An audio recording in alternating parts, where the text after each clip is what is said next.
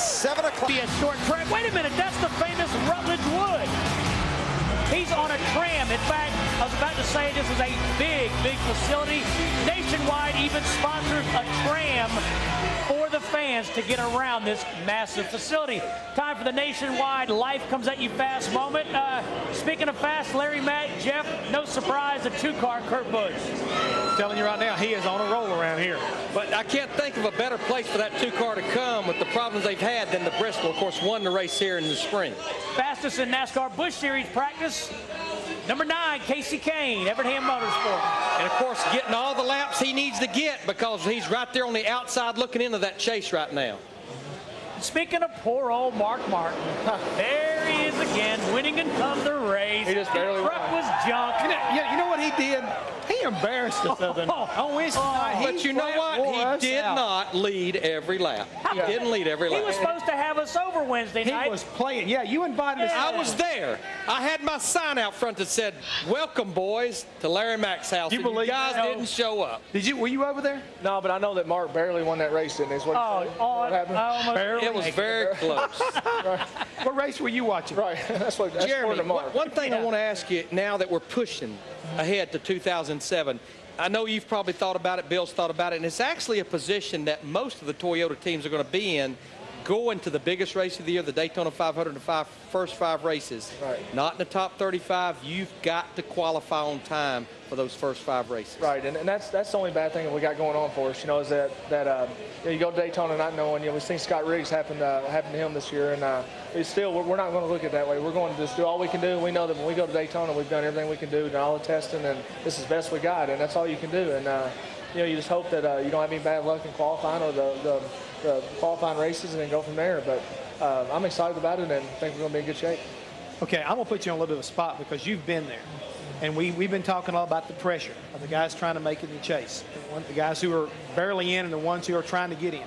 What is that like when you come to Bristol, knowing you've got 3 races to go going into Richmond, the races that are left, and you're either on the outside like you've been trying to get in or just on the inside trying to hang on? Right. Well, you're starting to see a lot of guys that are either, close to 9th, 10th, 11th, something like that, and you're starting to see a lot of fluctuation going on now, if you noticed that last few weeks. And I think that some of them are getting desperate and some of them can't handle the pressure. It's just kind of a weird situation to be in. You're either in trying to save that position or you're out trying to go all out and no holds barred. So I'd say just you got to race like you know how to race and not let the pressure get to you. And no matter if you're in or not, you still got to be keep your head about you and do the right thing. Did you change your driving style when you were in those positions? I feel like I did when we were outside the top 10, and then when you're in the top 10, you're just more conservative. I think the whole team is, and it can't be that way. You got to go all out and let her eat and see what you got. Jeremy, this was your win at Michigan that actually was right there on the brink of putting you up there in the chase for the Nextel Cup last year. But again, looking at this new team, this 36 team, is the team set? Do you have a crew chief yet? Do you have all your people in place? Because 2007 will be here before you know it. Oh, yeah, and it's pretty much Tommy Baldwin is running the whole operation over there now, and he's pretty much got all the people starting to get in place for our team for the 36 car, and I don't think it'll be long we'll be able to say this is our team for next year, but we're still building that right now. But Tommy actually won't be the crew chief, right? Well, as of right now, he is. He's doing it for Michael in the 55, him and Buddy Cisco, so we're going to see how that plays out, and Tommy, I think, has originally come there to look over both teams, but if we need to be, he'll be with the crew chiefs, for sure. Remember the last time Jeremy was with us at Chicagoland and Larry Mack was asking him about how the rodeo was coming out? Yeah. In his It's good. I've been riding bulls and all that stuff. Has Hammond been hanging out? That's probably where it was Wednesday night. Hanging out where was Sterling? Oh, I thought you said Sterling. Oh, no. He's from Alabama. Don't put it. I thought you were doing Sterling Marlin. He's the best Sterling Marlin. He does Sterling Marlin better than Sterling Marlin does. Right. Me and the old lady going to be. No, but you're still working on your new acquisition, your new property and everything? Yeah, I've had some time off here the last couple of weeks. I've been working on that, and I've been on the bulldozer and tractors and all that stuff, and getting ready to build my new racetrack. So while I got time off, I might as well get all that done. Now, would you invite us? Well, would you invite me and Steve over? I've seen Larry drive. Yeah, you're all 3 invited. Oh, okay. Matter of fact, I'd like to put on a grudge race between you 3. You 3 race for the money, big money. Larry Mack doesn't race. I'm the guy going down the left-hand lane in the interstate with the signal on. I'm going to turn left somewhere. That's me. 3 things. Larry Mack doesn't race. Larry Mack won't buy a motorcycle, and Larry Mack won't buy hair. I might have to renege on that last one. We'll just have to see how things unfold. Man, how do you take that? I mean, that's bad. He said it. I said it. I'm a very honest man. Oh, well, I don't feel sorry for him then. No, Larry Mack don't race. Larry Mack don't buy motorcycles. Larry Mack maybe don't buy hair. What about ride a bull? Hammond to ride a bull with you? Hammond to ride a bull. Hey, Jeremy, as we take a look at your car going to break, tell us what is the product, the OTC 360? Man, that's the best part about this whole deal is that we got a great sponsor on board. It's 360 OTC over the counter, and it's going to be a headache reliever, hangover reliever. Oh. You got the best of all the worlds. It's coming out. You'll hear more about it later. Hey, Larry, you can use that. Give us a truckload to trackside. Yeah. Bring us That's it. Bring us samples. You didn't bring us any samples? Yeah, we got samples right in the back. All right. And Everybody that comes and visits us brings gifts. And it's not hangovers. There was a big brawl here at the beginning of the show. I like your car. Right. Sharp. It's cool. Will it fix a hurt hand? Did we say it didn't look sharp? Hey, it could Real sharp. Might start another fight. Band-Aid him up. Play him. He'll be back from Bristol.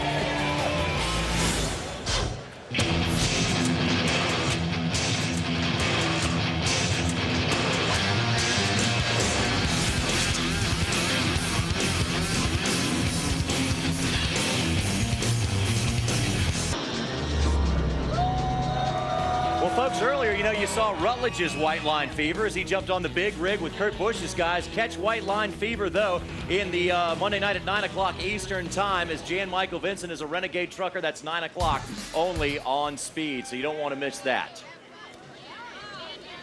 And actually, if you watch the FX show, NASCAR 360, you would have known that Kevin Harvick is quite a prankster, but his wife, Delano, wanted to turn the tables, and here's what went on with the TV crew from Speed. Hey, I'm Delana Harvick, wife of Kevin Harvick, who drives the number 29 GM Goodwrench Chevrolet. Kevin is known for being a pretty big prankster. He used to prank my dad a lot. Yeah, he's not going to be very happy about this. So when he opens his door, they all come flying out. So today we're trying to set Kevin up. He's being interviewed here at Kevin Harvick Incorporated. We thought it would be the perfect time to prank him. I usually don't get to punk Kevin very much because I know it's going to come back, and it's going to come back 3 times. Yeah, we're going to have Brent. He's going to play producer. Jeff's playing our audio guy. So these guys are going to get in a feuding match to see if we can provoke Kevin. So, being that road courses are becoming a bigger part, you think they'll add more road courses to this, or? I don't think so. I think road course racing right now is probably a good. There's probably 2 races is probably a good balance for the schedule, and I know. Jeffrey, sorry.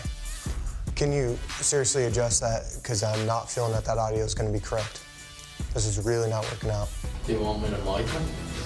No, I don't need you to mic him. I just need you to do a better job at the boom. You got a problem, Jeffrey? Yeah. Problem with me? Or is this an interview situation, or you just... Whatever, dude. Are you gonna ask questions? Or? Patience and Kevin don't mix very well. So I'm going to be waiting outside to hear the argument. Once I hear that, I'm going to come in and see if Kevin has a decent bone in his body and will take up for me. Because I don't really understand what's going on here. Okay? Seriously, this is, You guys have got some stuff to work out. I'll let you guys work it out. You guys are trying to work out here. I'm sorry. Are you part of this interview? Because I don't really think you need to be here right now. Well, Her? Yeah, it's just loud absolutely out there. her. I was just... This is my wife. I don't care if it's your wife. I'm trying to do an interview here. Are you talking to me? I'm talking to both you. About what? About the fact we're trying to do an interview here. I got bad audio. She comes in. I don't need this. Well, I'm sorry. I just heard people out there and... You guys are bad at playing pranks. It didn't work. He suspected something.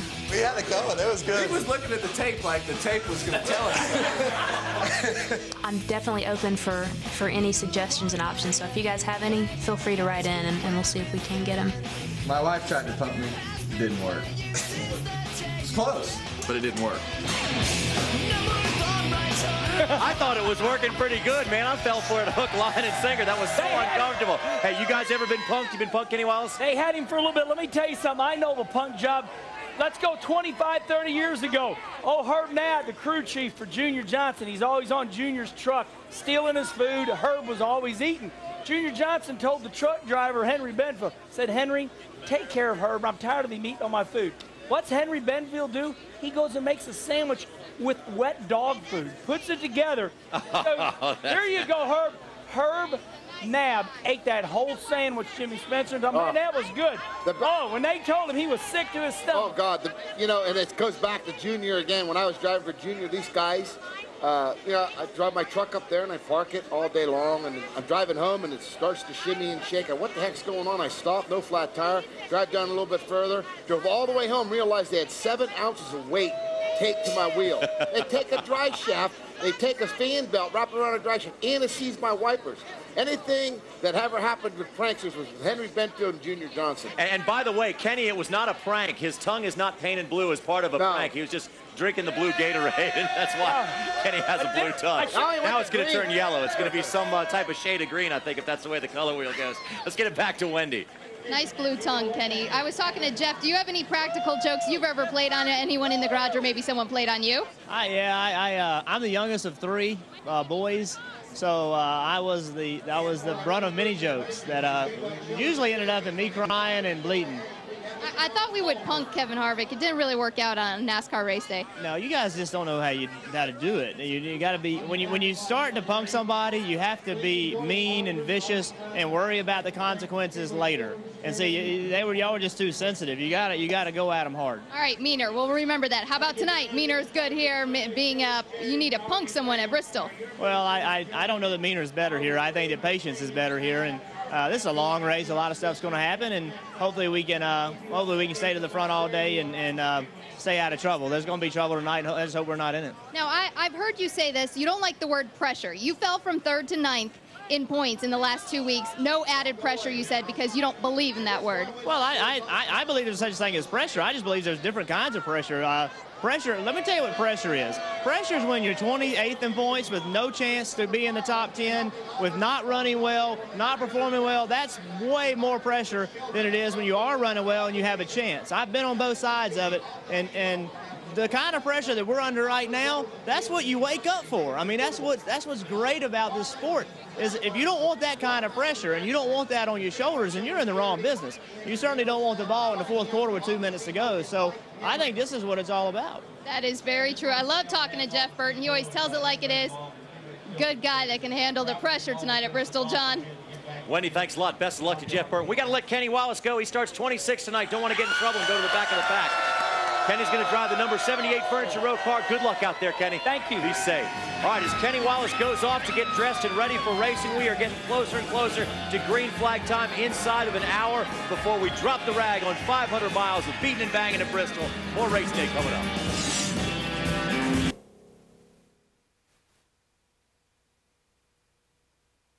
This is TNT, bringing you the thrill of NASCAR, the drama of the PGA Grand Slam, and the excitement of the NBA. This is TNT.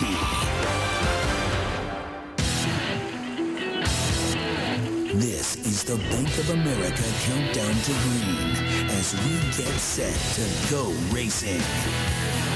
It is the toughest ticket in NASCAR, Bristol. And in the dark, it's even more fun. For race fans, this is summer's last bash, and these guys are going to make sure that August goes out with a bang. They've come from New York to Nebraska, from Miami to Minneapolis, from Southern California to South Carolina. The message on the answering machine says it all. I'll call you back next week. I'm going to Bristol. Jetting out from the hills of Tennessee, a house 21 stories tall, a home for 160,000 fans. A half-mile track framed by NASCAR's most cherished seats. For a driver, this is the home of surround sound. 36 degrees of banking, a concrete track with a disposition of steel. An unrelenting half-mile oval that, when unleashed, wreaks havoc with 500 laps of pure chaos. Oh, we got A tenacious track where patience wrestles with aggression. Here comes Gordon, the bump and run. One night, 43 opinions. You can see the frustrations running high down here. Oh, he gives him a 12. Would that be payback? Just 3 races remain before the chase begins. An unnerving pressure is settling in. It's time for the night race at Bristol. A true test for driver, opponent, and the track. The highest climb on the way to the chase for the Nextel Cup Championship might be right here tonight.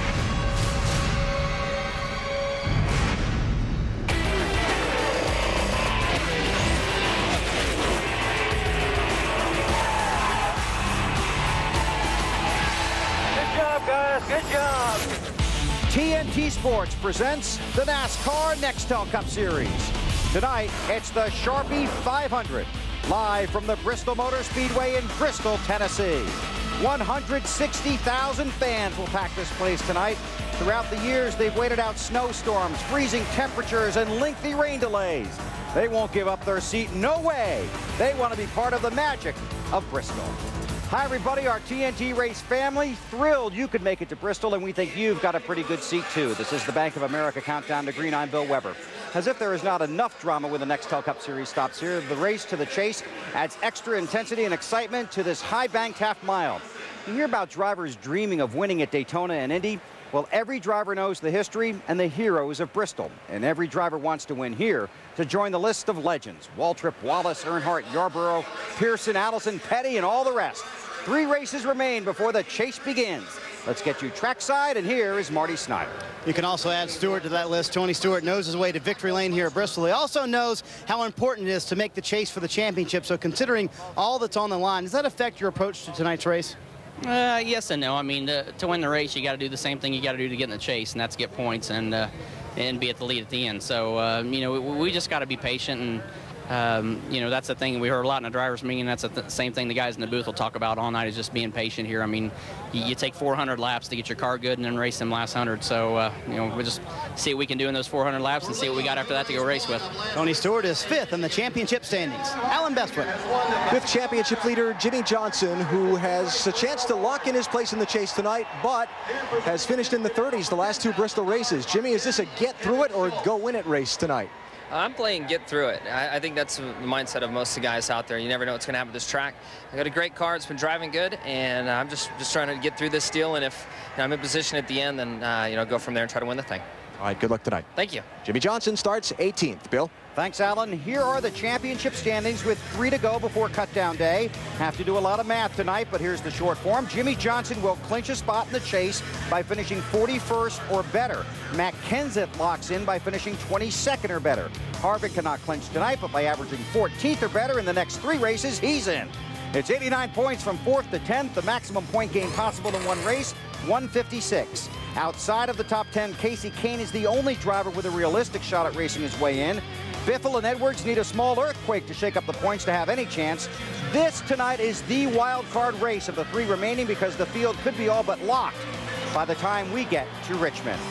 Kurt Busch is 14th in points and has had a miserable month of August to go along with his miserable season. His only win in 2006 came right here in March, 18 races ago. His chances of making the chase are remote. His chances of winning tonight are good. He has won 5 of the last 9 races at Bristol, so tonight, the driver of the Miller Lite Dodge tries to make it a 6-pack.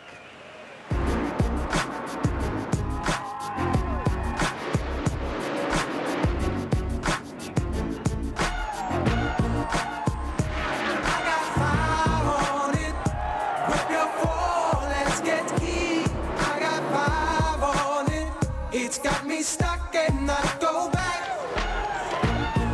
And in his 5 wins here at Bristol, Kurt Busch has had to bump them. He's outright thumped them with the fastest race car from time to time. Kurt, how difficult is it to win here without some sort of controversy before the night's over? Controversy for what? Yeah, before the night's over. Oh, what? Everybody runs around before and goes, oh, sorry, I bumped into you. Sorry, I bumped into you. But now this race, it's always tough to win because it's the one that everybody wants to win. Got to run.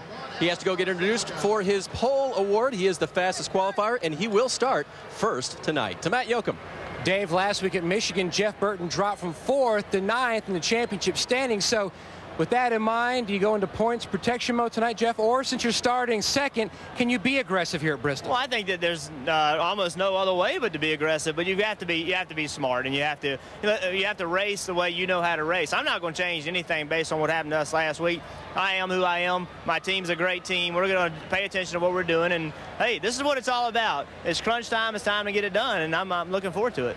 He begins his e-ticket ride here in Thunder Valley, Bill, from the second position, the same spot where he finished 1 year ago. Thanks, Matt. Jeff was 42nd at Michigan. That's his worst finish in the last 37 races, 171 races since Jeff Burton went to victory lane at Phoenix in October of 2001. That's the first lap. Here's what's coming up on the Bank of America Countdown to Green. Michigan race winner Matt Kenseth got a jump on the field by taking the field with the Lions before he went to the track. It led to a victory for Matt and maybe some more wins for the Lions. When the Nextel Cup Series comes to Bristol next spring, today's car will be the car of yesterday because these guys will be driving the car of tomorrow. And we'll take to the high banks with Wally and a special guest we saved just for this edition of the Bank of America Countdown to Green. The 5th race of the season will be right here at Bristol. It will be the first of 16 scheduled races for the much talked about car of tomorrow. 14 drivers tested the car on Monday at Michigan. As you might expect, it got mixed reviews. Some drivers happy with the ride, others saying they don't see any major safety advantages. Some drivers liked the way it handled, others did not. The car of tomorrow is scheduled to be used in 26 events in 2008 and all 36 races in 2009. It was made official here on Friday that Jeremy Mayfield will drive for Bill Davis Racing in 2007. Mayfield was fired by Evernham Motorsports after the race at Indianapolis. He is not expected to compete this season, but will test for the Davis operation. NASCAR tag driver Carl Edwards with a $20,000 fine for his behavior after the Busch race at Michigan last Saturday. Edwards was reacting to getting hit by Dale Earnhardt Jr. in a 2-lap dash to decide the race. As we talked about on the air last Sunday, NASCAR was very unhappy with Edwards taking a run at Earnhardt's car after the race had ended and then going to victory lane to discuss the wreck. Carl is on NASCAR probation until the end of the year, meaning any ill will in Busch, Nextel Cup, or the Truck Series, and Carl could be back in court. Right now, he's with Officer Marty Snyder. And I'll try not to police him too much, Bill, okay? But in light of the probation and the fines that were levied this week, can you drive with the same intensity and passion? Oh, yeah, absolutely. I'm real excited about the race tonight. I feel bad about what happened last week, and I'm glad we can put it behind us and just go on, man. I love racing, and I spent a lot of time this week thinking about it. I got a lot of good things in my life, and I'm going to try not to take things too personally on the racetrack anymore. Now, you finish 4th here in March. Are you good enough to finish maybe even better tonight? I hope so. We thought our car was really awesome for qualifying, and we had it too loose, but our Office Depot crew and the Fusion, everything's been working pretty well since then. So if we come out of here with a top 5 or something, that'd be awesome. But at this point in the season, we're really just working for wins. Carl told me earlier, one thing that will not happen tonight, Bill, he will not retaliate if anyone wrecks him. Good point, Marty. Thanks. Former Bristol winner Elliott Sadler finished 10th last Sunday. He starts 9th tonight. He shares row 5 with 20-year-old Reed Sorensen. An innocent victim last night. He's making just his 2nd Nextel Cup start at Bristol. The Bank of America Countdown to Green races on from Bristol. Matt Kenseth is the defending champion of this race. He won the Busch race last night. He has 3 Nextel Cup wins this season. His 12 top 5 finishes leads the league. Kenseth is a former Nextel Cup Series champion. Racing is his profession, but football is his passion. He's a longtime fan of the Green Bay Packers. The annual Kenseth New Year's Day Friends and Family football game used to be played at his cabin in Wisconsin. This season, he's trying to tackle another championship, but away from the track, he's been watching the hits instead of taking them. Alan Bestwick has the story. Big Green Bay Packer fan, so whenever I get a chance to get to a game, I try to, and this is just an opportunity to come and watch them practice. It's amazing. I mean, all the fans in Wisconsin makes you really appreciate this place and really proud to be from Wisconsin. Matt Kenseth, nice to meet you, sir. Hey, nice to meet you. Hey, Brett. How you doing? Good, man. How are you? You know, all place I got to go tomorrow, I got to do a winter circle appearance at the racetrack, right? And they told me about 3 days ago, they said, well, you know where it's going to be at? I was like, no, I don't care, whatever. They don't need me to do a bunch of media stuff. They said, yeah, it's at Lions Camp. And I was like, I can't go to Lions Camp. I said, I'm going to Green Bay on Wednesday. So if you need me to check anything out, let me know. Spa 4. All right. I was up at the Packers camp yesterday, actually. Oh, okay. It comes out. Hey, hold on a second. Where's your Lions sticker? We need a Lion sticker or something on this guy. Big Packer fan, I always have been, but I'm a big football fan too. So it's cool to watch him come out here and prepare a little bit. And I was lucky enough to be able to see Brett Favre just for a couple minutes yesterday and told him I was going to come here and kind of scout him out for him. So.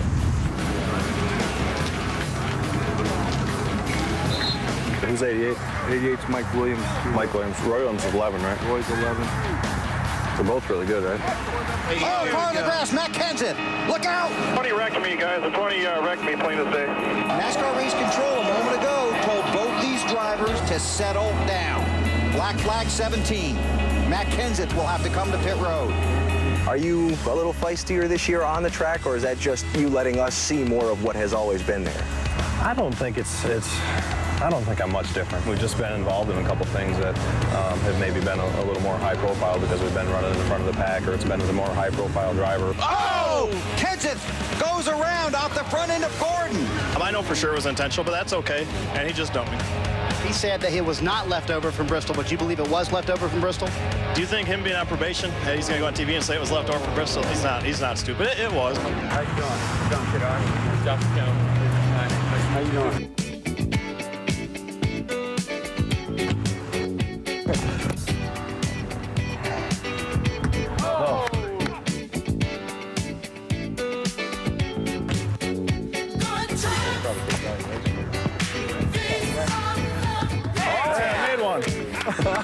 That was my first one, right? That was the first one. First shot. We know you want another championship, but why does it seem like you're really hung on making sure you get a chance at it this year?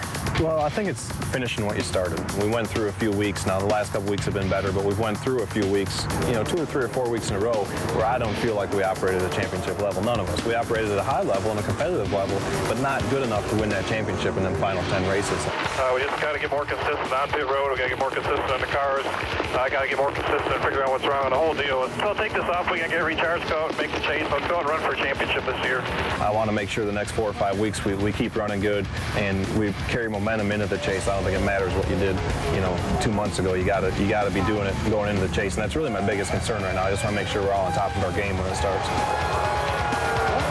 Well, winning the last 2 races he's entered should make Matt Kenseth be on top of his game, right? Matt, you said you're looking for momentum entering the chase. Your win last Sunday at Michigan, the win last night in the NASCAR Busch Series race. Do you have that momentum you're looking for? Well, right now we do. I don't know if we'll have it in 20 minutes from now. A lot of things can happen here, but right now we do. Our team couldn't be happier with them. They're operating at a championship level right now, and we just got to keep it up for another 12 weeks or whatever it is. So I'm real proud to be part of this DeWalt team, and I'm looking forward to the next 12 weeks. Really looking forward till tonight. How about the trifecta? Can you win tonight? Do you have the car? I don't know. I mean, if I thought it did, I still wouldn't make the prediction, But I don't know. We got a pretty good car, but there's a lot that has to go right here, and you can't have any trouble. You got to have good handling car, all that stuff here. So we're gonna do the best we can, and see what our car runs like. I think we got a good car, so hopefully we can be there when it counts. By the way, very nice with the football into the trash barrels. Very nice. Yeah, I need a little bit of work. It was kind of like a little dream come true to go to Packers camp. That was really cool. I got to bring Ross up there, and that was really neat. So, we got to kind of see how they train and get ready for their games. And I'm a huge Packer fan, so that was a lot of fun for me. Last question. We're riding around the racetrack. You're looking up at these grandstands packed with people. What's that like for a driver, this moment?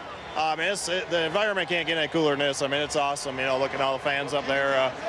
It's an exciting race. It's exciting for them. It's exciting for us. So I just can't wait to get started. I'm sure it'll be a good race for them. And like I said, hopefully we can do the right things, keep our nose clean, and be there to put a show on it then. Good luck tonight. Thank you very much. Matt Kenseth, the defending winner. Bill, he starts 4th. Thanks, Alan. Cale Yarborough won the first night race at Bristol. It was held on August 26, 1978, exactly 28 years ago tonight. Cale started 4th that night. And as Alan pointed out, tonight Matt Kenseth will start 4th. Now, you don't have to look it up because we already did.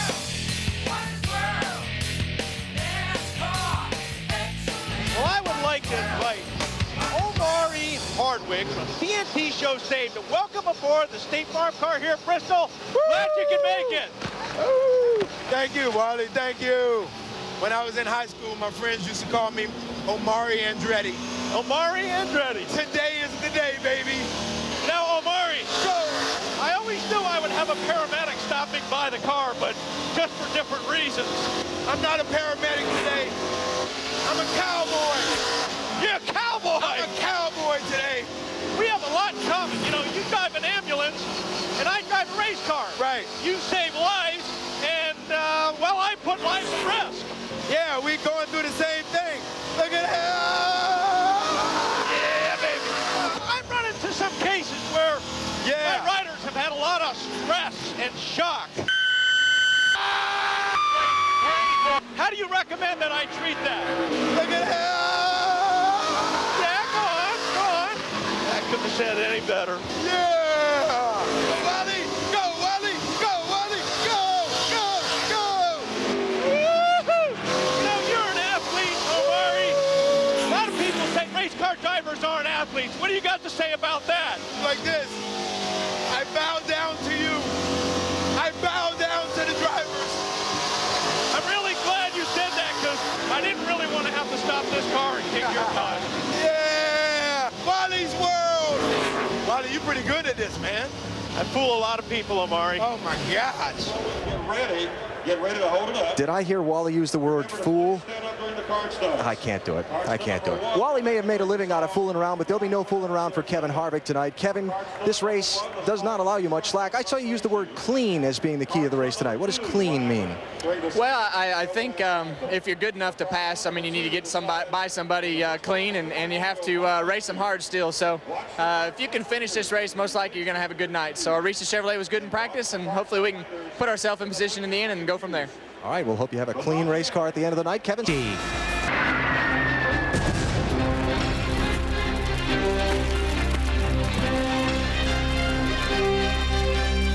NASCAR invasion is coming. The most powerful sport on earth hits Charlotte October 14th for the only night race in the chase. The Bank of America 500. For tickets, call 800-455-FANS or buy online at LowesMotorspeedway.com.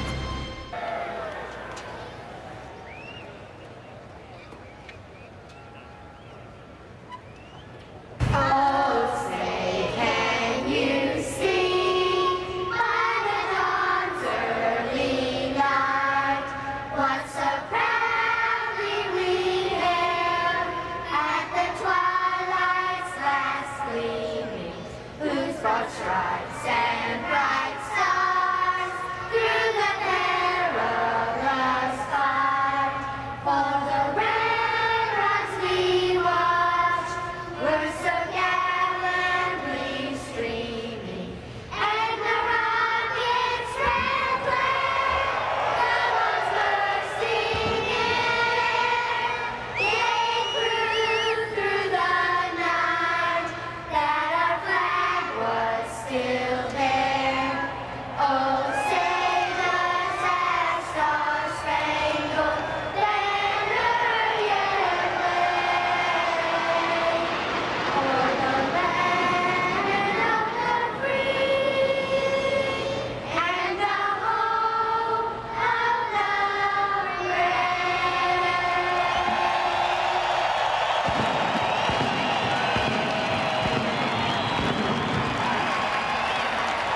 brave. Just one of the many highlights of the pre-race ceremonies here at the Bristol Motor Speedway. We've watched a number of those children grow up through the years right there, and it's always hard to tell who's most proud. The kids singing or the parents that are watching their children perform here in front of a crowd of about 160,000 people at the Bristol Motor Speedway, and all of you watching at home.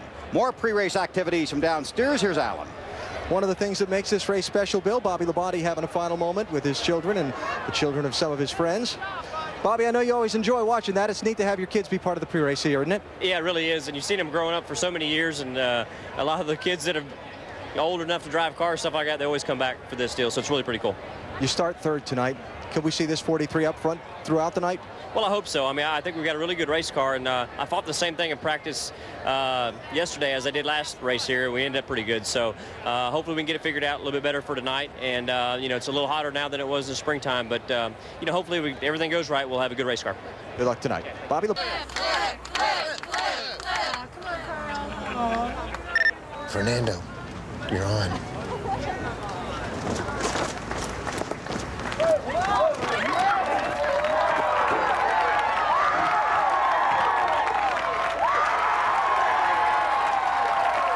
Crazy old man. NASCAR fans now get free incoming calls from anyone from anywhere. Tonight, but the guys will have to be very careful at that turn 3 and 4 end of the racetrack. You know, it's not, they said you can go below the yellow line if you want, but it may put you in position to speed. Yeah, just don't speed. Yeah, just don't speed. Exactly. Everybody that comes here, I think, brings a camera, and their flash bulbs are going off. You think the flash bulbs help or just look good? It looks cool. I don't know if it helps, but it looks cool. When they throw that, you can see it, right? Yeah, when you're a driver, you can see it. It's just, I mean, like I said, there's nothing now. When this thing goes green, it'll pop. Kurt Busch, Jeff Burton on the front row. 500 laps at Bristol. Enjoy the race.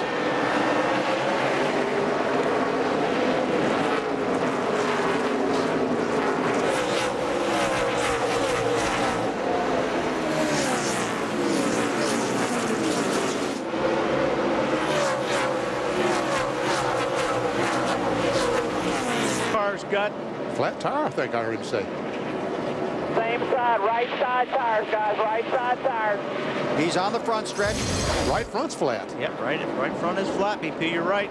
Just gets in the wall. Well, he gets in the wall. That's a little harder than it looks. Anytime you hit the wall here in Bristol, it's harder than it looks. We were talking about that last night. Yeah. Kenseth in second, Busch in third. Bobby Labonte runs fourth. Then Denny Hamlin in turn 4. And he has made some contact. Get in here.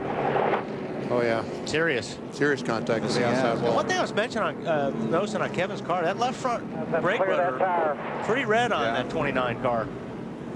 Keep an eye on that. First caution of the night. 61 laps in. Yeah, he definitely had a tire go down there. Right front probably went flat, and that's what happens. Pit road will be open this time. Now, is Junior going to play some of that pit strategy and fuel only? Well, or the leaders are coming in. Yes, they are. Matt on Matt. Kenseth, an easy entry due to pit stall 43, and easy out because the 32 car is a lap down. Matt says he needs more grip. Down 1 pound of air pressure all the way around, Dave. Jeff Burton's crew said, we'll do what the 17 does. They came in, so did the 31. Chassis adjustment, air pressure adjustment for Burton. Marty. Jeff Gordon's going to come to his pit stall on the front stretch pit road, Dave. I can say that. From 13th to 6th for Jeff Gordon. So the car comes to him late in the run. They were clearly very fast. What he wants is a little more drive off a pound out of both rear tires, trying to help him off the corners. Alan? Kurt Busch's spotter and crew chief riding him very hard to watch his pit road speed all the way around turns 3 and 4, like we discussed just before the start of the race. Going to be a 4-tire change, an air pressure adjustment in the right front, and a track bar adjustment to try and help the rear end grip on this car. Let's see if he wins the race off pit road. He will do so. Hey, Dave, they said anything from the 31 about Burton's car running warm? That's what I was going to check on next, Wally. I saw that too. Spitting water out of the overflow like it was running hot. I'll get back to you. Okay. Dave will check on that. You look at the Nextel race off of pit road, won by Kurt Busch, who picks up 2 positions. Under our first caution of the night in the Sharpie 500 at the Bristol Motor Speedway. You're watching NASCAR on TNT. Competition. And when we heard the money would be donated to charity, well, we took it to the next level. All the major indices are up as we near the closing bell. Hi to our viewers. Hello, everybody. Thank you. It was absolutely delightful working with you. The personal trainer or the other personal trainer. And a dramatic finish. The Coca-Cola Racing family, doing our part to help those in need. Bill, he hit pit road in the 13th position. Now, some difference of opinion. Now, Mark pitted in his box. These stalls are 16 by 26. Mark pitted a little short in his box, so therefore he would have an easy exit with Dale Earnhardt Jr. right in front. NASCAR officials made Mark come back to his pit stall, held him for a lap as a penalty. Now he is all the way in the 33rd position. Now Pat Trice and his crew chief was lobbying his point of view on the fact that they never told him they needed to move forward in the box, and they would have. But it is what it is now. He will restart all the way back in the 33rd position, 1 lap down. Pitting out of the box, huge penalty. Kurt Busch leads on the restart. Jeff Burton runs second. Now, Kurt Busch really cleared the 32 car. Travis Kvapil, 31 didn't. Kurt Busch has got about an 8-car length. You talked about him, Bill. You put the jinx on poor old Kyle Petty. Sorry. You know I wouldn't do that to Kyle. I know you wouldn't. Sure looks like contact turn him around, doesn't it, Wally? Yeah, probably more than likely this is Bristol's on. We'll see. Second caution of the race. He's down underneath the 22 car. Yeah. Way underneath the 22 car. And all he was trying to do, he was trying to turn down off the 22 car Wimmer to make sure he didn't crash Wimmer, but took himself out. Oh, man, there's the... Oh, look at all those leaders going by. Burton, Busch, and Kenseth and company. Kyle goes around. Again, this is turn 2, second caution. Man, oh man, Vickers almost hit him.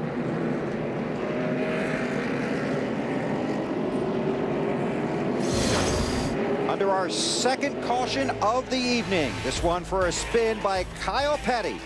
Jeff Burton is the race leader in the Sharpie 500. And J.J. Yaley. Looks like we're having a conversation of some sort. We'll check into that. During the qualifying show Friday, J.J. Yaley said, I hate this place. He did, you're right. And I believe him. Yeah, he was convincing, I'll tell you that.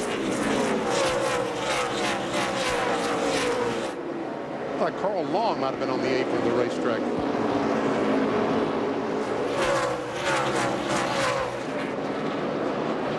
There's Elliott Sadler in the 19 car, Greg Biffle in the 16. Sadler is in the 6th spot, Biffle in 7. It's the top 14 cars through the field. The caution is out. David Gilliland is slow, and that's why. Looks like he's had contact with the wall. Now the lucky dog here goes to David Stremme, and you were watching his times while we were going through the field. Well, I was just going to talk about it before we went to yellow. Stremme was not only, I mean, he was catching the 31 car. He was about 0.2 of a second faster every lap than Burton. So I don't know what he's got under him for the rest of the race, but that car was hauling the mail there the last 15 laps. Oh, he passed Kurt Busch, he passed Martin Martin, he passed them all. He will come around and be the 33rd car on the lead lap. Looks like Gilliland just got loose getting off that corner, BP, and well, made contact with the wall, and let's see if we can see again. Down on the bottom and got on the apron. Looks like he got on the apron. That really upset the car when he got on the throttle and hammered the wall. Not easy being a rookie at Bristol. I tell you, it's not easy being a veteran at Bristol. But I tell you, he's from California. He's never seen anything like this before in his life. He may not want to ever again. He may go talk to J.J. Yaley. Yeah. Pit road is open. Here they come, Matt. 17 already in his pit box now. Kenseth says the car, no grip absolutely whatsoever. Robbie Reiser making another air pressure change on the 17. Dave? Jeff Burton's crew debated staying out. They said, no, let's come in. We can stay out later. Another track bar adjustment, air pressure adjustment as well. Remember, Jeff said the car wants to be a little bit freer, a little bit looser. They hope to get it here. Jeff gets a cool drink, and his team gets him down and out of here. Marty. Jeff Gordon will roll to the front stretch pit stalls, currently running in the 5th position. The car is awfully tight in the middle, lacking some front grip. He said, we're not bad, we're real close. Don't go crazy on these adjustments. What they're going to do is a pound on the left side tires. That's it. Alan? Last time on pit road, Kurt Busch's team moved him up from 3rd to 1st. We'll see how they do this time. Going to be a 4-tire change, looking to help this 2-car turn better in the corner, but keep the back end under it, leaving the corners. Jeff Burton is going to get out ahead of Kurt Busch. Don't you dig hard. There's no room to dig hard down there. Take a look at the race off of pit road. Jeff Burton and then Jeff Gordon, I'm thinking. Kurt Busch, Kevin Harvick. Wait into his pit box. Matt had to wait probably 2 seconds. It cost him 2 spots of the cars that hit pit road. Robbie Reiser then got off his box, walked next door, and talked to the 32 team. Now the 32 team is going to show a lot of consideration. Travis is actually going to try to wait when he makes his entry onto pit road that Matt is already on his way out, so they don't have any confusion in the future. We almost had a mess. Boy, we did. Biffle and Robbie Gordon made some contact, and both cars slowed down. They courted him back about 15, 20 car lengths. I just knew we were going to have a crash. Mark Martin up front, inside of Dale Earnhardt Jr., and races his way back onto the lead lap. There's Mark in front of Jr. So that makes Mark the last car on the lead lap, scored in the 34th position. You don't have to worry about being. We've seen that 2 or 3 times tonight. The right front tire goes flat. So is Sterling Marlin. Harvick 3rd in the championship standings. Here's our first look. Yeah, that's just a right front tire going down. Whenever you see the car down on the bottom and it just shoots up the racetrack, that means you lost air in that right front.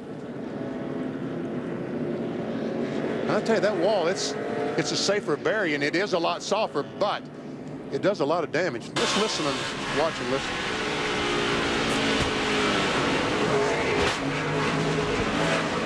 We listened to the tire go flat. Yeah. And we heard the impact. Yep. 2 pops. Neither of which Harvick wanted to hear. Being told that Michael Waltrip in the 55 car is the lucky dog. Pit road is open. The leaders will come. Good strategy paid off for Carl Edwards and Dale Earnhardt Jr. They've gotten themselves in a good position here. Matt Kenseth in. Now they're calling for a wedge adjustment on the left side. Also, air pressure change in the left side tires. The car tight, needs it to pivot better in the center of the corner. Let's go up pit road today. Jeff Burton said this car is much harder to drive. They're going to go back on the track bar adjustment, but make a new air pressure adjustment. Try to readjust the balance on this car. Just a tick tight for Burton right now. Marty. Jeff Gordon took the lead, hits his pit stalls at the front end, still wants to push on me, but that back end really wants to kick out, especially late in the run. Stops short in his pit stall, that back end hanging out just a little bit. That is okay. Half pound in the left rear tire, Alan. And Jimmy Johnson, the championship leader, comes to the attention of his crew. They're going to make a 4-tire change on this car. Look for a chassis adjustment. There's the wrench in the right rear window as well. And see if they can pick up a couple of spots here on pit road. Waiting on Kevin Harvick to come back. They came in, just changed right side tires, sent him back out to stay on the lead lap if they could. Outside 1, outside 2. Good job. And I was wowing about the 24. 24 of the 40 car made contact. 40 was trying to get in this pit. Dave Stremme. They had just dropped the jack on Jeff Gordon. Gordon peels out. I don't think that's going to hurt Gordon. I just think hit him behind the right front. There's another look. These pits are tight. Not the first time you'll see it. Not the last time you'll see it. Under caution here at Bristol. Not sure if that wasn't, I think it was Scott Riggs that probably got into him.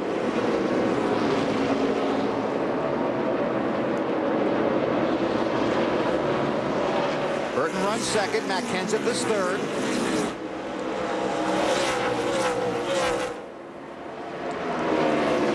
Busch has moved back up to the 4th position. Burton's car's been really good on the restart. So right after he's got fresh tires on his car, that thing is really fast. And also want to point out that the contact between the 24 car, the other car involved, was Kevin LePage. Caution is out. Debris, a car slow on the backstretch. Scott Wimmer. Imagine that debris is off the, well, looks like he's hit the wall. Well, he got run into on the restart. So we'll sort out the running order. We'll have an update on the 24 car after the contact on pit road with Kevin LePage. Caution is out at Bristol. Jeff Gordon is the race leader. Excitement when you go back to green. Watch the first 2 cars in the right-hand lane. Looks like the 4 car, Scott Wimmer, misses a shift. Mark Martin clobbers him. And that's what started that little bit of a mess. And Mark has been in to fix that fender because he had a lot of damage over there in the left front. But he was a lucky dog. In a matter of speaking. Yeah. So he does get back on the lead lap, but damage to the front end of that 6 car. Matt Kenseth won the Busch race here last night. Matt currently runs 3rd in this race. And take a look at the point standings. Harvick. 519 points out in front.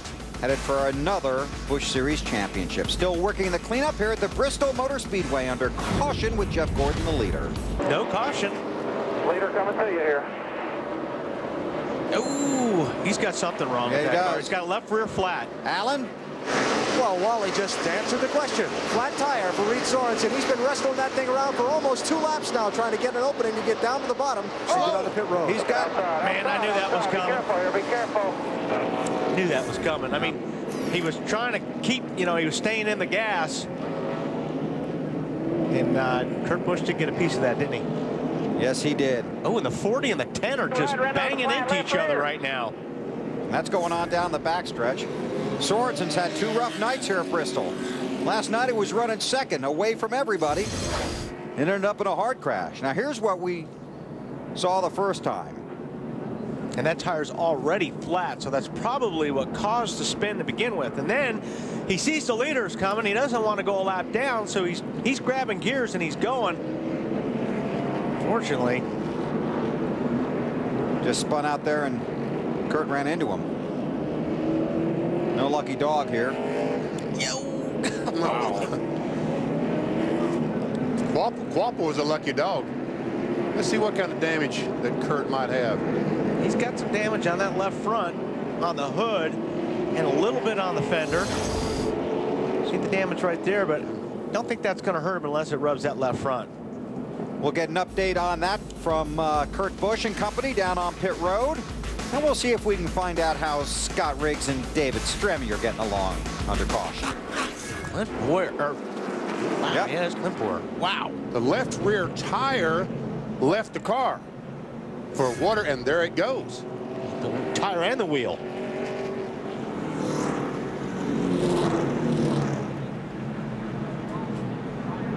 Yeah, let's slow it down some. Try to move it or what? Nope, don't move it. 7th caution. And what were you saying when we were doing the starting grid about Clint Boyer needing a little bit of good luck? He needs a break, that fella. He said he needs a break, but not this kind. Well, the whole wheel just came off. Looked like it came off the center, BP. Over the car. I wonder if the lug nuts are. Yeah, you would think. I mean, it looked like the lug nuts came off, but you could see he felt something. And we saw that cracked wheel last night in the Busch race. Pit road is closed for now. We'll take a quick commercial break, come back to Bristol. Jeff Burton, Kurt Busch, Matt Kenseth, Jeff Gordon, Dale Earnhardt Jr., your top 5 in the Sharpie 500.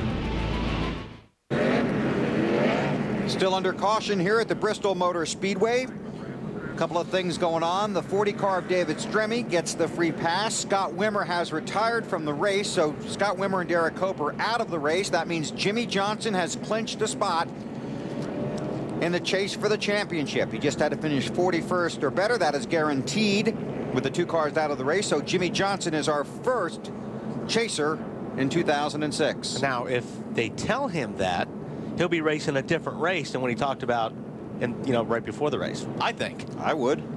Now all of a sudden, he got nothing to lose. Well, he said lap 250. We're not quite there yet, so. Hey, unless he gets this news, you're locked in. That's right. That could help. Pit road is open. Under the previous caution, a handful of cars pitted, including Scott Riggs, who wanted to have some left front damage checked after running into Stremme, either intentionally or accidentally, under green and again under the caution. I would say under the caution was intentional. Not sure what happened under the green. I think that Stremme was a lap down, and Riggs running 5th, but wanted to get by. He wanted to go up there and race those other guys, and Stremme was trying to keep that position to get the lucky dog. And that's when we talked that Riggs really wanted by and wasn't going to be patient and let Stremme sit there. Yeah, and I think that Riggs did not like that, and he let Stremme know that. Oh, now. Right. The 40 drives up and hits the 10. 10 comes back. Points his finger out the window. So there's 2 guys that are mad at each other already. Yeah. Here's the onboard with Stremme.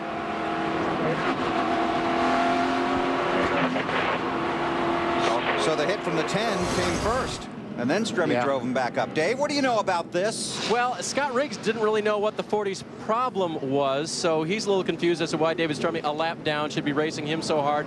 And remember, earlier, Riggs, running in the top 5, drove through Travis Quapple trying to chase down the rest of the leaders. He's got a very good race car, and they're very disappointed they had to come in and pit. But they've warned Scott, be patient. We still have a good race car. You can't win this in 10 laps, but you can get the spots back. Thanks, Dave. Marty? Clint Boyer's come from the infield care center. Of all the things to take you out of Bristol, that's kind of a bizarre one. Yeah, never seen that one before. I don't know what happened. Greg Biffle told me something looked wrong. He thought it was flat, but didn't feel flat, but it sure did feel wrong when it went off in the corner. And it's unfortunate, had the birthday scheme on for Jack Daniels. It was a cool paint scheme.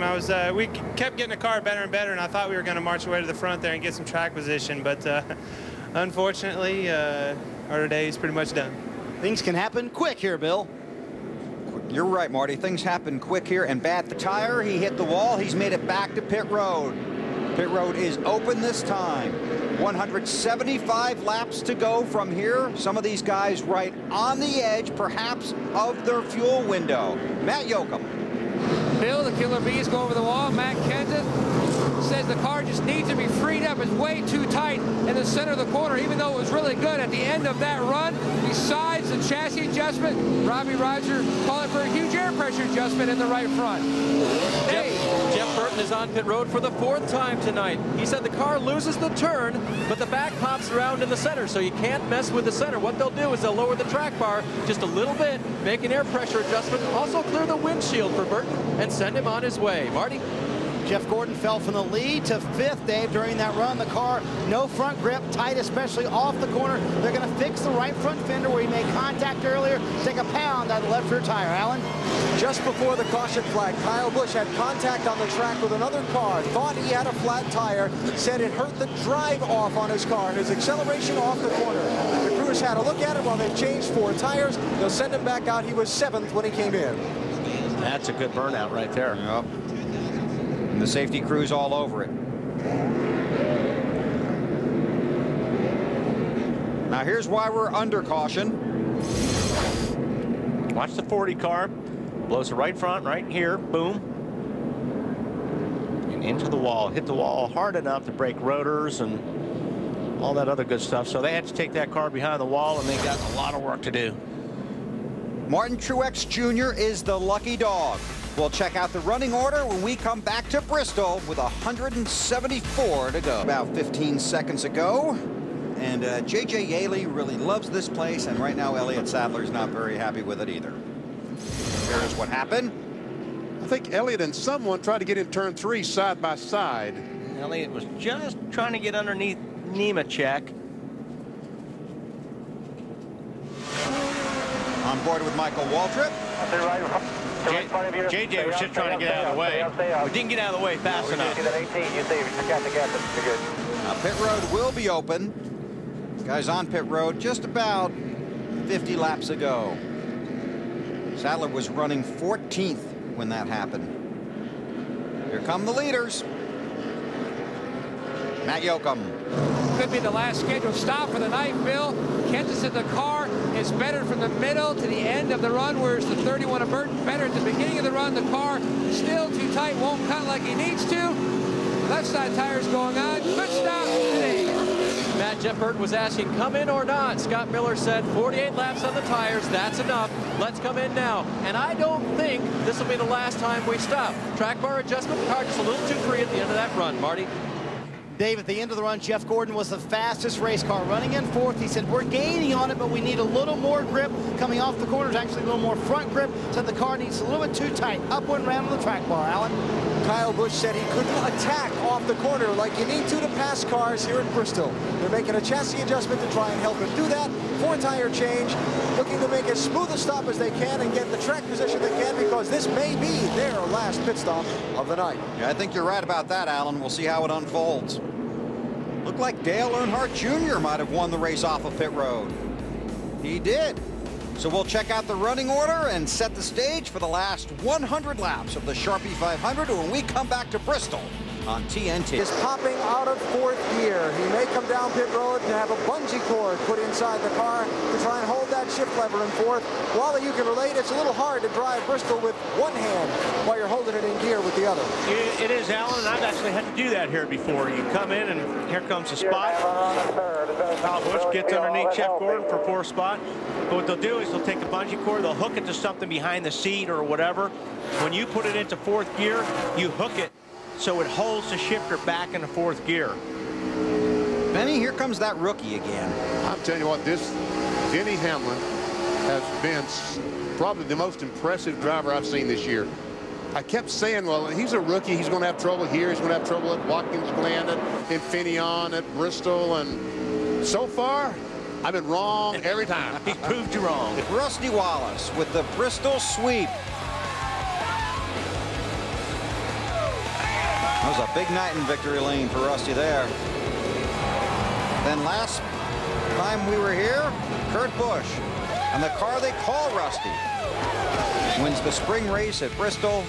Our Wrangler 5-star finishes, but Kurt Busch behind the wall right now, scored in 37th position after starting.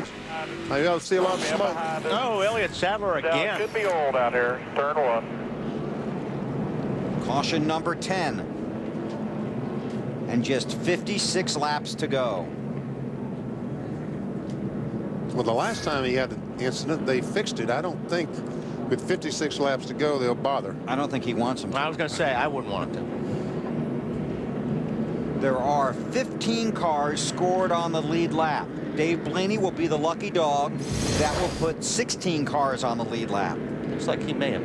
I'm not going to say anything yet. I'll take another look. Looks like an engine or oil line or something came off. I'll say something. Pit road is still closed. On board with Earnhardt Jr. Yeah, something broke or something let go on that car. No yellow. Rod caution's out. Stick it down, June. Get way down, way down. Good job, June. He just crashed in his own oil or water, whatever hose or line broke. Elliott out of the car. And okay, Kurt Busch returns to the track. Again, he is 38th, now scored 53 laps down. And it's going to be interesting to see what happens here when they open the pits. I agree with you. And Matt Kenseth is in another one of those situations, very similar to Dover, where he won the race, where Robbie Reiser told him to come to pit road, and Matt said, no, our best chance is to stay out. But whatever he does, people are going to do the opposite. Pit road still closed. We'll take a commercial break, see what happens when they open it. Just 54 laps to go in the Sharpie 500 at Bristol. 500 at Bristol, because you never know what's going to happen in the last 100 laps. Pit road has remained closed, so NASCAR could get Elliott Sadler's car moved and clean some water and oil off the racetrack down there between turns 1 and 2. It will be open this time. They still have a safety vehicle down there. The pit road, we're told, will be open this time. We'll see what the leaders do and what the guys behind them do. Pit road is open. Here comes Matt. Hey, come on. Stand in line. Stand in line. There you go. Come right to it. And the 17 pulls to a stop. They are going to fuel the car to keep the balance consistent. No changes for Kenseth. He said this is the best this race car has been all night long. A steady stop. They had about a second and a half cushion because of some lap cars between themselves and Busch. All clear, all the way out. All clear. Go. Jeff Burton is running 6th, but we show him to you because he's led 263 laps tonight. He said to his crew, this is when I need you guys. They're going to make a 4-tire change, make a track bar adjustment, try to get this car back to what it was doing, turning well and going fast. Marty. Jeff Gordon says his car is just so tight in traffic, he needs a lot more help. They're going to put a pound in the right rear tire and take a half pound in the left side tires, trying to get the car to turn better, Alan. They had run about 50 laps on that set of tires. That was the point that Kyle said his handling started to go away. Since there are about 50 laps left in the race, no changes on the car. Let's see where he comes out track position-wise against these other guys. 3rd or 4th. Boy, close. And it got bottled up down there, too. Here is the race off of pit road. Matt Kenseth. Then Dale Earnhardt Jr. Carl Edwards and Kyle Busch will sort out the running order when we come back to Bristol. Going to be less than 50 to go.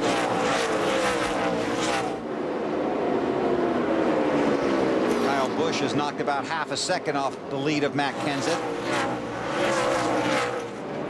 See, Kyle Busch is 1 point in front of his teammate Jeff Gordon. He's gained 3 spots tonight. Jeff has gained 1. And that's why Jeff Gordon is not letting the 10 go by. And Mark Martin has lost 6 spots tonight. And nor should he. Like Dave said, there's nothing in the rule book that says you should let him by.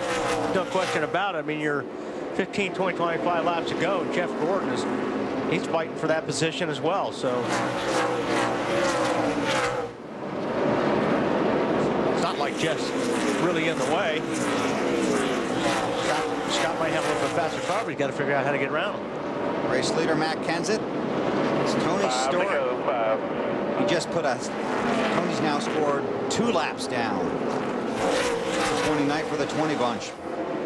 This will be big for Kenseth and Robbie Reiser and those guys. He's got about a 1-second lead on Kyle Busch, but if Michael Waltrip were to make things tough on him, it wouldn't take long for that 1 second to evaporate. Down the backstretch. Like I said, if Michael and those guys makes it tough on him, Tell you what, Bill, I think you said it in Michigan, and you're right. These guys, everybody's going to have to race a 17 car for the championship in the last 10 races. These guys are really on a roll right now. If you think that driver in that 17 is determined, that crew chief, Robbie Reiser, is just as determined. They were racing rivals. We've talked about it before. Racing rivals in Wisconsin. When Robbie needed a driver to replace his driver in the Busch Series, he went and called Matt Kenseth.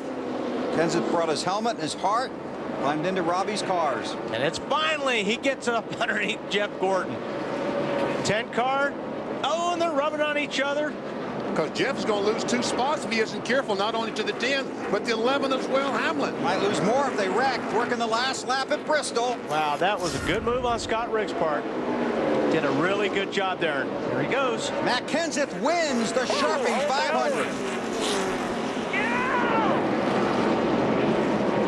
Jeff might have held on for that spot. Oh, you guys are awesome. Computer says he did anyway. I bet we can go back and watch. Yep.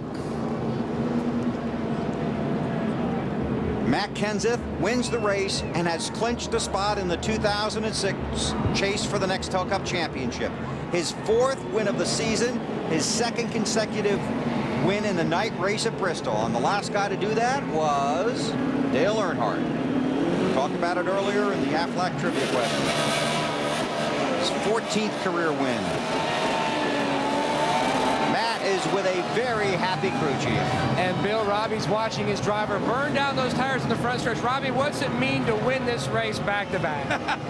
I don't know. For this race team and DeWalt and all the people that have helped us, it means everything. This thing's really clicking right now, and you know, all the families that support this race team every week, I mean, I can't thank them enough. Last year you were peaking, just trying to get into the chase. This year, a whole different situation as you're locked into the chase. Well, you know, if you look at the whole season, that we've had great race cars, and that goes back to all the guys in this shop that support this race team and build us great cars, and the engine department and everybody down the line. It just, I just can't say enough for the great job they're doing. Back-to-back wins here in Thunder Valley, Bill. 8th win for Roush Racing here at Bristol. His 5th victory in the night race. Matt Kenseth celebrating on the front stretch with his crew after the burnout. There's the victory leap. He's got to get to victory lane. We'll catch up with him there when we come back to Bristol. Flash bulbs are popping here at the Bristol Motor Speedway. Matt Kenseth still trying to find his way to victory lane so the celebration can officially get underway. Scott Riggs and Jeff Gordon talking it over. So what's the deal on the 99? They raced hard. Marty. And that conversation started with a smile, but wasn't so good in the middle there. What was that about? Well, you know, I mean, I was definitely holding him up. There's no doubt about it. But there's, you know, ways to pass. And, hey, I've been there before. I moved guys. And, you know, I was really more concerned he was going to spin me out. So, you know, I was just telling him I'd like him to pass me on the straightaway, get a run on me. I mean, he had such a good car. And we had a great car there at times. And we just lost the handling on there at the end. We just got way too tight. And, you know, I'm probably just more frustrated that we weren't able to keep up with those front guys more than anything else. He seemed to not appreciate you telling him that. Well, you know, the thing is, it's a top 5 for him, and that's a great job for him. I mean, you know, he hasn't seen top 5, and you know, it's just when you get more experience racing with the guys up front, you know, you do things a little bit different. And I saw him in my mirror. He was all over the place, and, you know, if he could just calm down and been smooth, he would have had me no problem. This was the kind of day exactly what the 24 team wanted. They finished 5th. Dave? With Dale Earnhardt Jr. now, who finished 3rd, you seem pretty happy about it, and you patted your car. I was actually telling my guys that thanks, because they worked so hard. Friday was really, really hot here, and our car was not very fast. That's the hardest I've seen them work in the heat like that. And I just told them, man, you know, that's motivation for me, and I tried to do what I could on the racetrack. Our pit stops tonight were the best they've ever been, and I mean that outright. I mean, that's obvious. We gained spots every stop, and Tony Jr. made some great calls as far as when to pit, when not to pit, and that got us up toward the front. So got to thank DEI and, you know, our engine shop has a great motor, and Tony Jr., our whole team, everybody worked back home, Cram, everybody building the cars. That was a great race car. You boys came to Bristol, and they worked really hard and turned a pile of crap into a pretty decent race car. So I don't know, it wasn't that good Friday, but today it was great, and I owe it all to Tony Jr. and the whole team, man. They did everything. They moved themselves up in the top 10 as well, Bill. Thanks, Dave. The first night race at Bristol was 28 years ago tonight, August 26th, 1978. Cale Yarborough started 4th and 1. Tonight, Matt Kenseth started 4th and 1. Here's Alan Bester.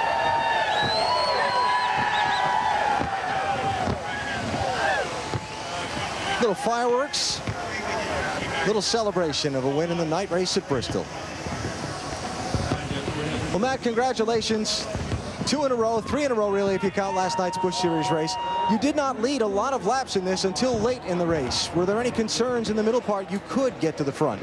I didn't think we had quite the car today, honestly. I thought Jeff Burton had everybody covered, but once we did get to a lead, you know, even though it's a half-mile track, clean air helped my car. And the 5 would have beat us out of pits, he would have won, and these guys did it for me again. So I got to thank DeWalt and Ford and Carhartt, USG Sheetrock, Renai Water Heaters, all my sponsors for this. It's awesome, and it's pretty cool. It's pretty awesome to win here 2 in a row. I was just going to ask you to describe the feeling of getting out of the car here before this crowd and winning this race here. The last 2 weeks has been unbelievable. I mean, we've been able to win a couple races in the Busch race, and it's so awesome to win here at Bristol. It's so special. So I want to say hi to my mom, and I want to say hi to Ross. And Ross and my dad were here last year. I wish they were here for this one, too. This was a pretty cool race. You have clinched your place in the chase for the Nextel Cup. You came into this race looking for momentum for that chase. You haven't now with 2 wins in a row? Well, we have it, but it can be lost at any time, you know. So this is really important. You know, the guys are operating at championship level, and I was worried about going to the chase and not running good. And this is what it's about. Bring your best piece and go there and try to win some races. And, you know, if we can go into the chase like this, we'll have a shot at that championship. But there's a lot of teams that are running awful good right now, and man, it sure feels good to win here. It's just an unbelievable feeling. All right, congratulations. All right, thank you. Matt Kenseth wins the night race at Bristol for a 2nd year in a row. Thank you, Alan. Jimmy Johnson, Matt Kenseth have clinched a spot in the 2006 chase for the championship. Back down to Marty. Well, let's talk to Scott Riggs about that little talk with Jeff Gordon that you had. What was going on there? Nothing. I was just trying to tell him good job, good race. Just proud of all the guys. Everybody on this Valvoline Stanley Tools Dodge has done a great job all year. And, you know, we're a new team, and we're just trying to prove ourselves. And finally had a good car and got some brakes and had great pit stops all night and great calls in the pits. Rodney Childers and Kevin Kidd did a good job in the pits and got us up there and had a good finish. You know, just proud of everybody that helps out. Auto Value Bumper to Bumper, those guys are here this weekend. So just want to say thanks to everybody. Everybody in the engine shop, everybody in the fab shop at Everham Motorsports doing a great job. And we need a good finish like that. I try to tell Jeff good job, and he just had his lip poked out about it. And, you know, I don't know. He's a champion, so he go back and think about it. You know, I didn't dump him. I didn't turn him around, so he'll be okay. All right, Scott Riggs finishes 4th, best finish of the season, Dave. Marty seated on the pit wall with Kyle Busch, the 2nd place finisher. Tough place out there, especially when you have an early problem that puts you back to 31st. Yeah, it was kind of an issue for us, but none too bad where we couldn't come over or get it over with. But you know, it's a great run by the whole Kellogg Chevrolet team. They did an awesome job for me, and to rebound from that and come back with a strong run, you know, finish 2nd, that just shows dividends to not only the team but the cars they prepared for me. So that was cool. I wish we could have got to Kenseth there at the end. That would have been a heck of a show probably, but there have been plenty of door dings and everything else out there. I'm not sure I could have done it clean, so I'm probably glad I didn't get there, really. But congratulations to those guys. They had an awesome car. I mean, class of the field 2 years in a row. What more could you really ask for, you know? Great 2nd place run for Kyle Busch. Matt? Dave, unofficially, Carl Edwards 13th in the championship standings. Well over 250 points. That's a huge hill to try to climb out with just 2 races to go. Yeah, but that won't stop us, all the Depot team, from learning everything we can for the rest of the season, going out having a good time and trying to win races. And just got to thank all the fans for being behind us and Office Depot for what they're doing with the kids back to school. But congratulations to Matt, and I had a good time tonight. Are you an overanalyzer in a way where you look back to the season and look at different places where you could have improved, or maybe you made a mistake that you wish you hadn't? I'm not an overanalyzer, but I'll tell you what, I definitely have looked at all the things we did to lose points this year, and I've learned from it. I feel like we're kind of being tested in a lot of different ways, and if we can keep our heads on straight and go out and do the best we can every week and learn from our lessons, we're going to be a tough team to compete with in the future. Solid top 10 finish tonight, 7th here in Thunder Valley. Thanks, Matt. A celebration at Bristol, winning the night race. An evening those guys will never forget. And neither will that one. Matt Kenseth. The road to the Nextel Cup in 2006 follows the 17 car for now.